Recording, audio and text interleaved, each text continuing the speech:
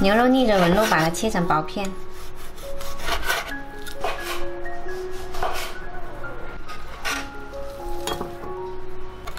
再来切一些姜丝，加入1勺生抽，1大勺沙茶酱，1勺淀粉，充分抓均匀。再来一点食用油锁住水分，再次抓均匀。腌制20分钟，这样做出来牛肉呢就会很嫩滑。接下来洗一把芹菜，这个叶子不要摘掉。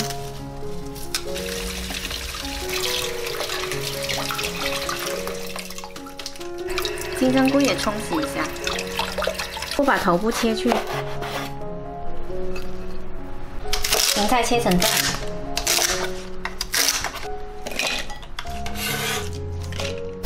胡萝卜切成条，再来切半个洋葱，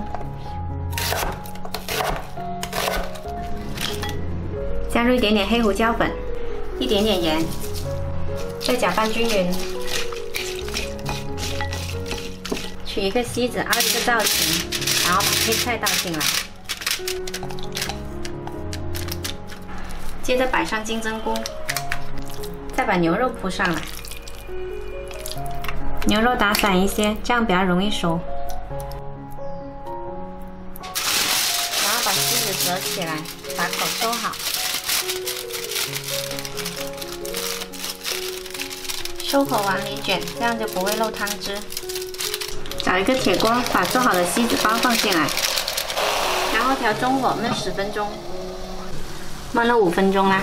看我们这个锡纸包已经鼓起来了，现在就可以闻得到很香的配菜的味道。好了，时间到，来把锡纸划开，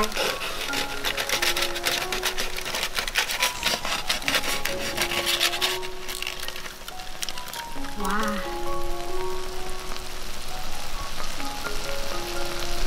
这个方法做出来牛肉呢，吃起来特别的嫩滑。